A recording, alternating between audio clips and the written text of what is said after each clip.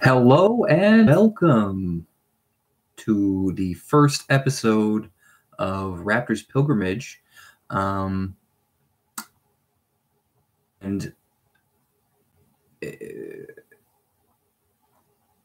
we're off to a great start. I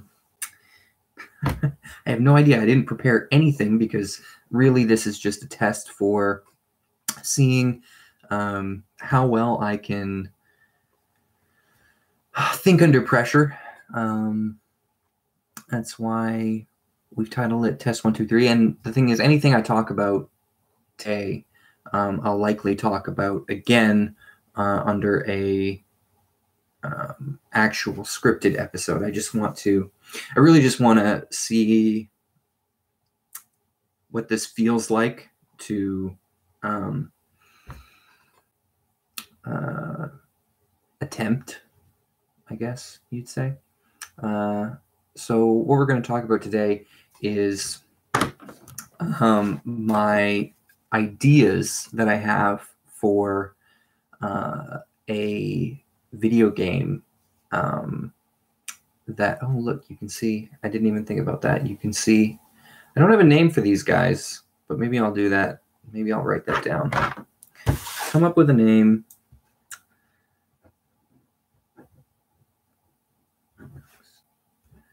Sorry to do this right in the middle, but this is what we are.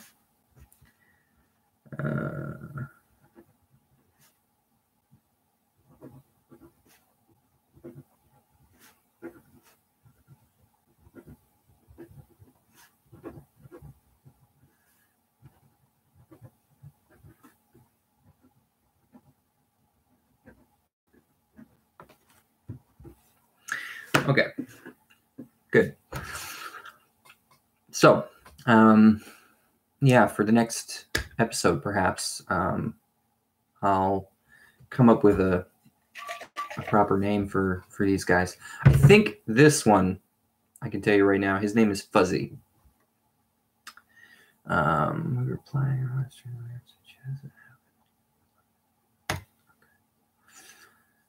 Great. Okay, so there's no one watching. And how do I know that? That's okay. It says up there, viewer count 0. So no pressure right now, really, except for me, you know, if I ever come back to watch this. Now, I mean, you may be wondering why I'm doing live streams at all. And I think to answer that question, thank you.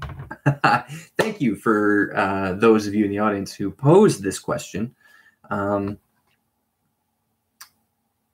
I want to get better as a performer. And what I mean by that is like under pressure improvisation. I want to get good at being able to think on my toes, being able to think quickly, snappy, coming up with ideas, questions, answers to those questions without too much humming and hawing, too much radio silence. And then on top of that, I want to do video blogs. I don't want to just have record of me written. You know, I have a journal. I do have a journal, and it's great. I mean, I love my journal. I write in it in cursive, and it's a great record of who I am and my journey as far as my printing goes, because I've been writing in cursive for 8 years, and it's gotten progressively better, you know, to the point where now I get a lot of compliments on my writing. People are like, "Oh, wow, you have such nice writing." And I still think it's quite messy, but it is quite nice considering where I started 8 years ago, when I was 20. And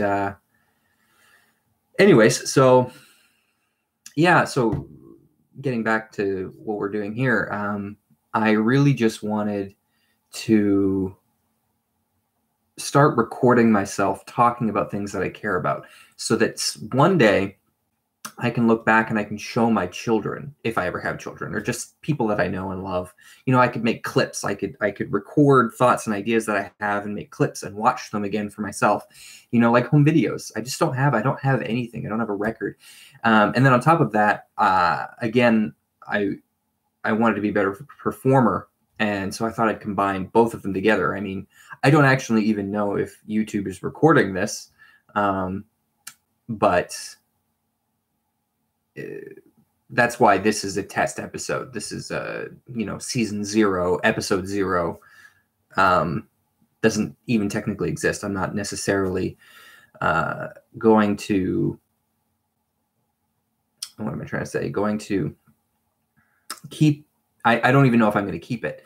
But what I do want to do with this episode is just get a feel for, a lot of things, like how many people will show up at all, how many people will be curious about what's going on if I play with the title, if I play with the description, and if anybody does show up, then I can play with interacting with the chat. And that's kind of something I thought would be interesting as well, is that if it wasn't just me, I mean, in all likelihood, I'll never get any viewers, and it will be just me forever and ever. And this will just be, sort of like a personal vlog. But there's a chance that people will be engaged in this.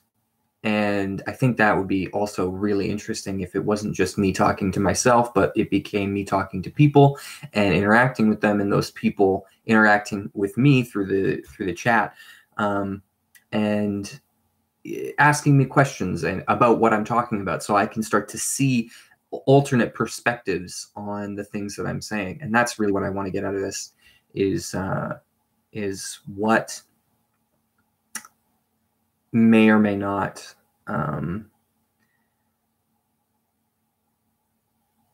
see, this is exactly what I'm talking about. Too much silence, too much but what I think I was phrasing that wrong, which is why. But what I want to get out of this is I want it to be a learning experience for me, so that I learn as much from the audience or myself. Mostly I want to hear myself talking out loud. One reason is I like the sound of my voice, and I don't hear it enough. And I want to get better at, so here I'm sort of touching on a subject is, I like the sound of my voice. I hate when I'm talking in public, at school with my peers, my other classmates, and I can't quite get a thought through. I get stuck on the wording of something, and it feels awkward, and I hate that. So I want to get better at it. So I feel like if I put the pressure on, and there's people that I'm talking to, there's a camera recording, then there's a good chance I'll slowly get better at it. It might take 8 years, like it did with my cursive. But at least I'm starting, and I'm going to be in school. Like, I just started school quite recently. And just in January of this year, I started upgrading in the ABE program at Vancouver Island University. Probably too much information giving out. But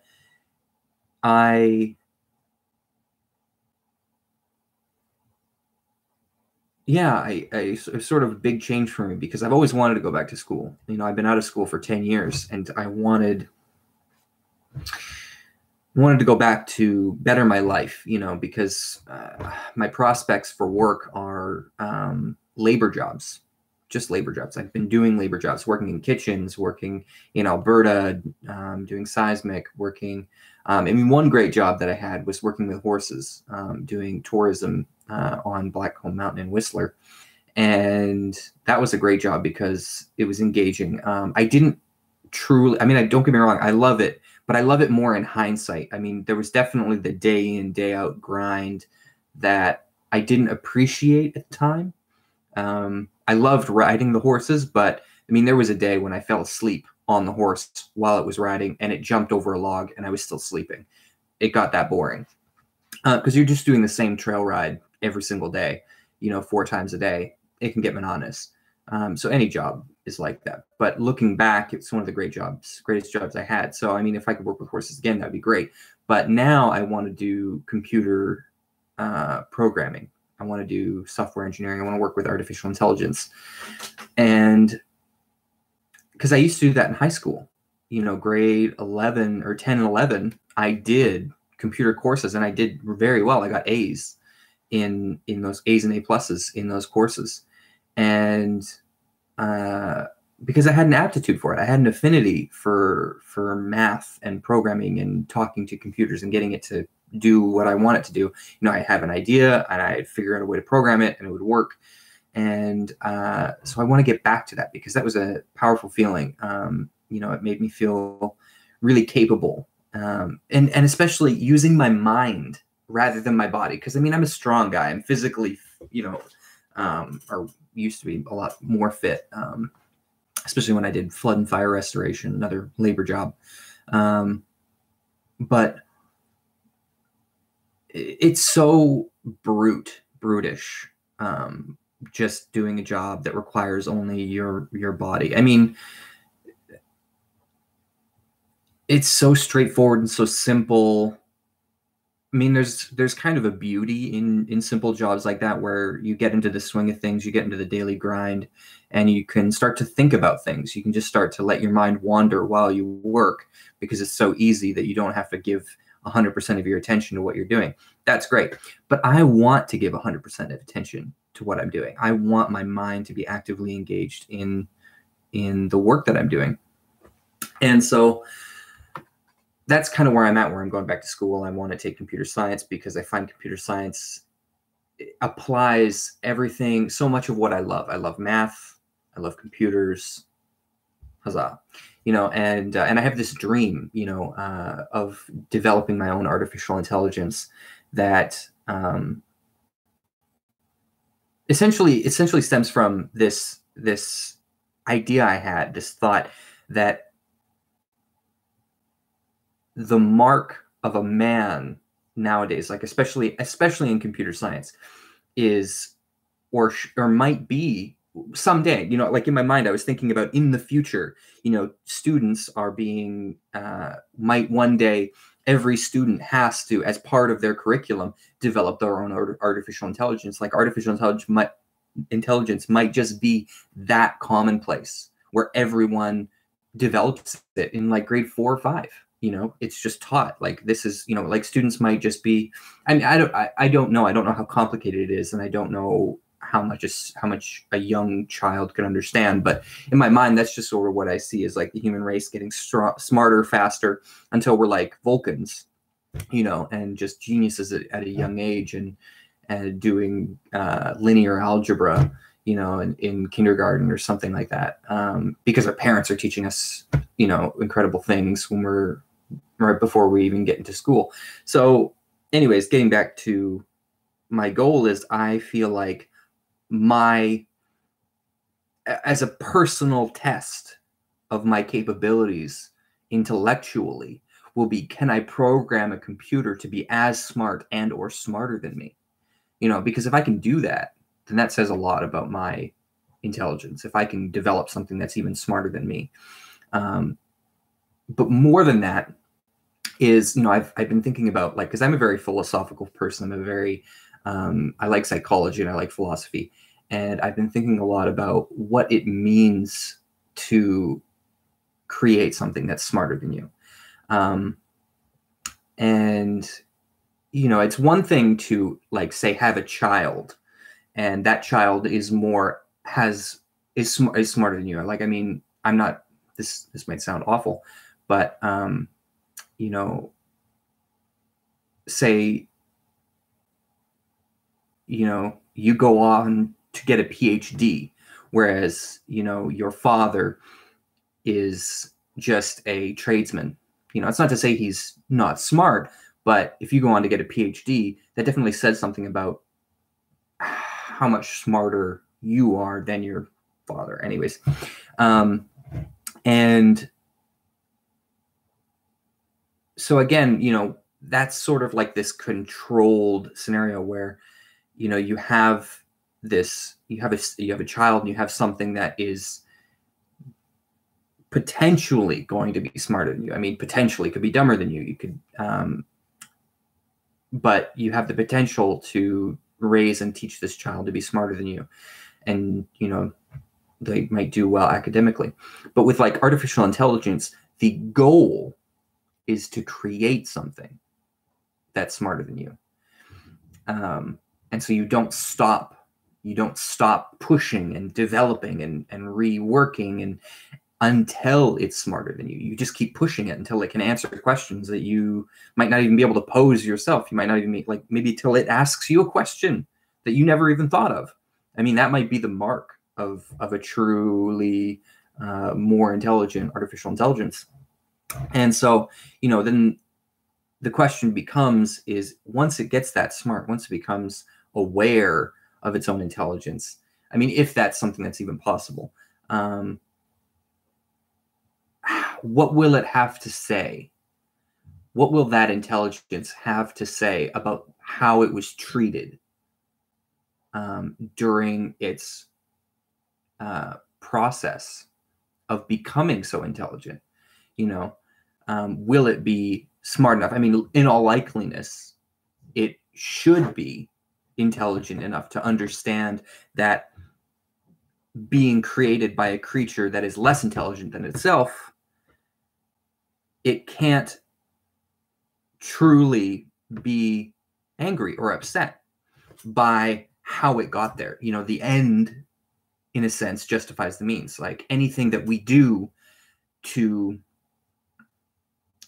produce, like, and what I mean is I've been thinking to myself about the process of how machine learning works, you know, where you get machines to teach machines and do tests and thousands and thousands and thousands of them per second to and what must that experience be like for an intelligence, especially once it becomes self-aware and it's aware of what happened and how, you know, and relatively how old is it? I don't know. There's all these questions that I don't even really know how to answer, which is why I want to go into computer science and study all this. And while I'm doing that, study psychology and philosophy so I can learn to ask the right questions and think about things in the right way, so that when I do begin to create my own artificial intelligence, I don't look at it as just some means to an end, you know, as to just create something to solve all the world's problems or anything like that, but to think of it as though I am creating life and becoming a god. And I mean, this is there's sort of hubris involved with this. What I'm sort of saying now is that's what I want to achieve, is sort of godhood, you know, in creating life and intelligence from scratch. You know, having a child, another human being, I don't quite think qualifies as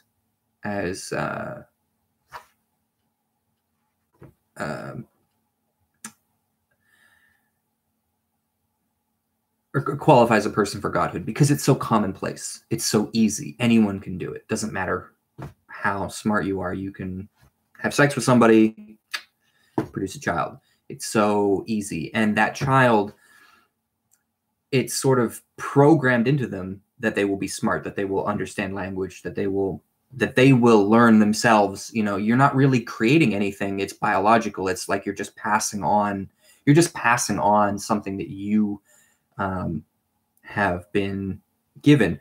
But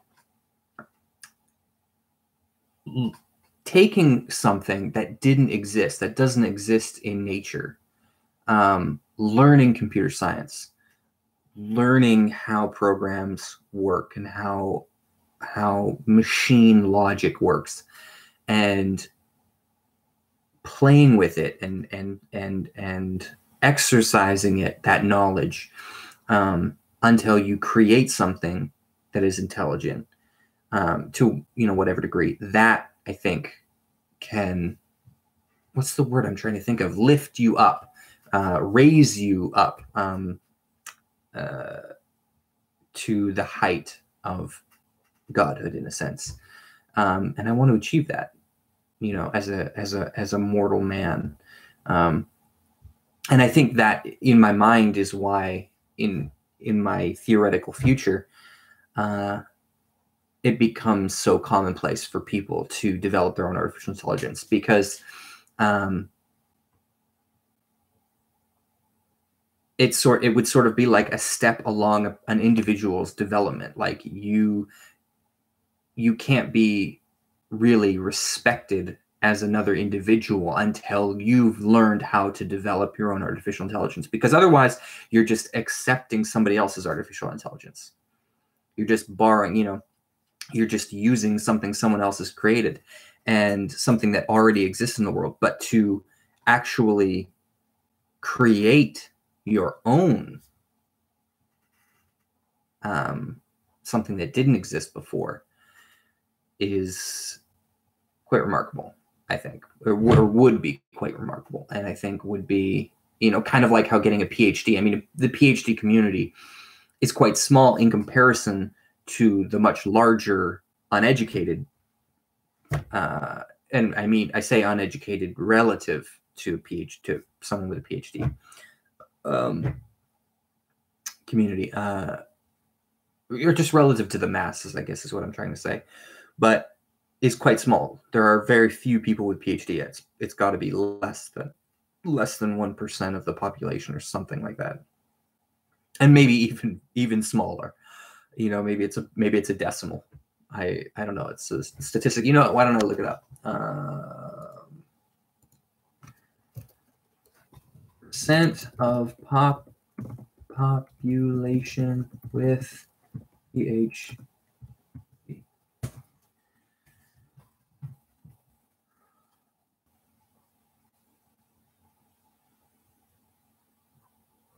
Wow, it's actually quite high. I'm impressed. 9.3% of adults, have a master's degree. Over 25. 9.3% have a master's degree. 21% have attained a bachelor's degree. So it's 20% with a bachelor's degree, 9.3% with a master's, and only 2%. So I wasn't far off. With my estimate.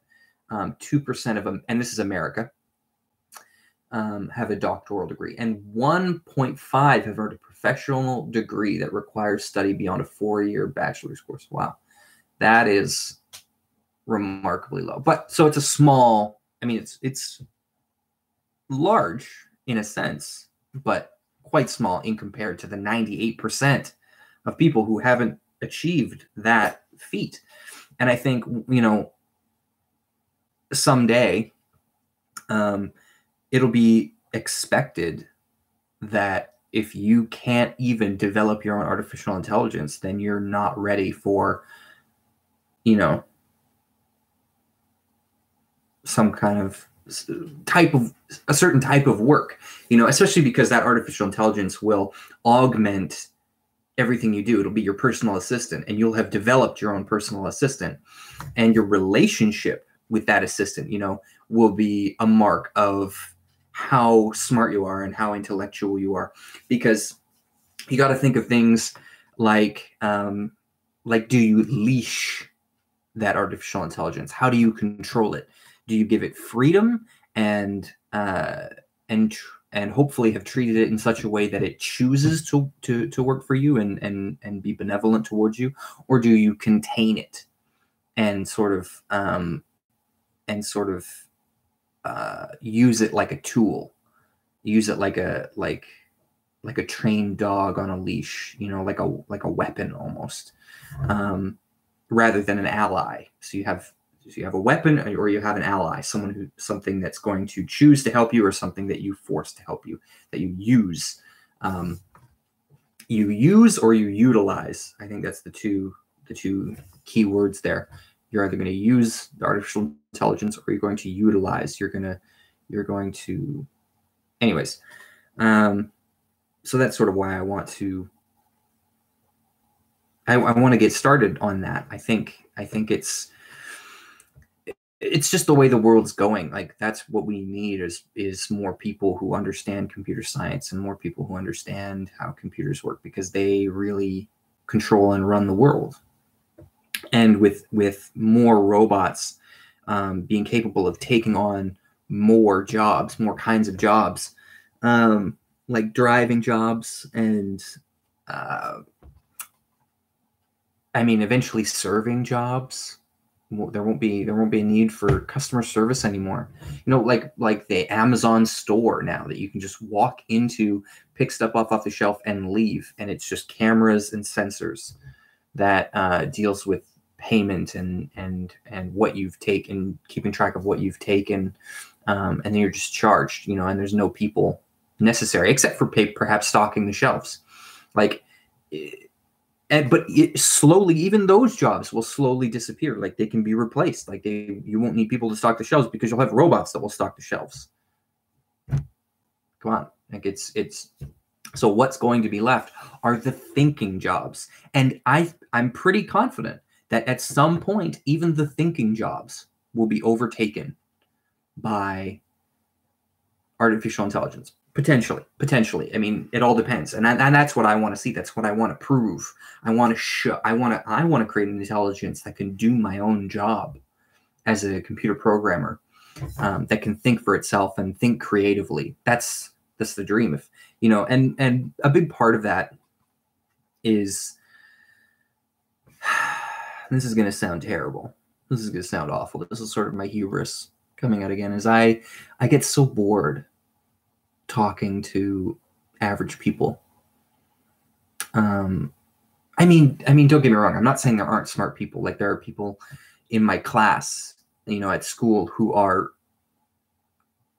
very intelligent, very intellectual in regards to things like rocket science, and they're curious and they're a mechanic and they are interested in science and the world. And it's like, great. Those things are interesting to talk about. I'm not so keen on them. I'm more interested in philosophy and psychology, and questions about why we're here, what it means to be here without an answer for why we're here, like those kinds of questions.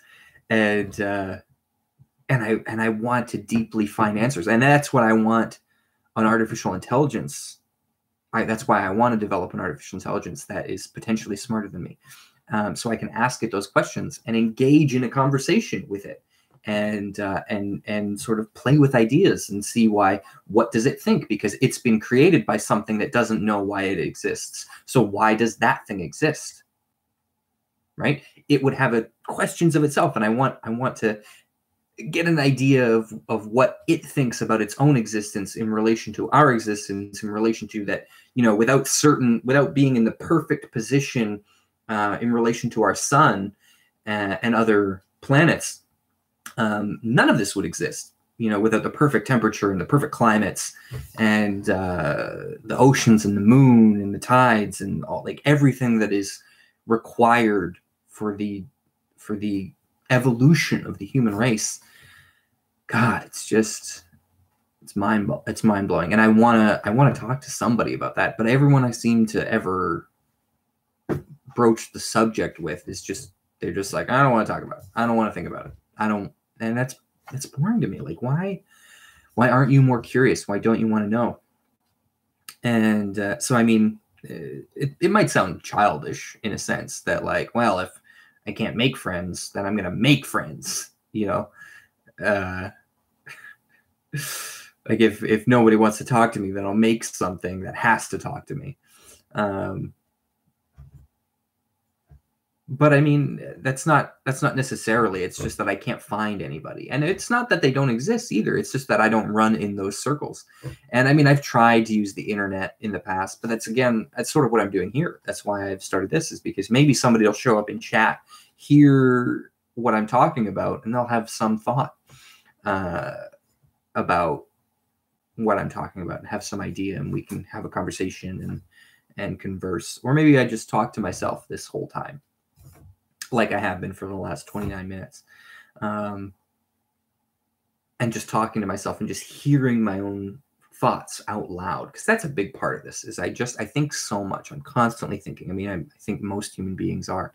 That's just a product of our existence, is that we think. We're given the power of thought, the ability to think, and it's a burden. And And that's why I want to record myself, if this is even recording. I mean, it says I've been live for 29 minutes and 55 seconds, but has it been recording this our time? I mean, that's why I'm testing. I don't really know. And so I suppose I should end this stream before I've said too much that I'll regret not having recorded. But yeah, anyways, that's that. So yeah, I guess that's the end of test number 1. We'll see if this has been recorded. I hope so, because I want to be able to look back over this. And if it has recorded, then I'll be right back. If it hasn't, I'll probably forget this altogether and just record them on my computer, on my hard drive. And shouldn't have done this for like 31 minutes.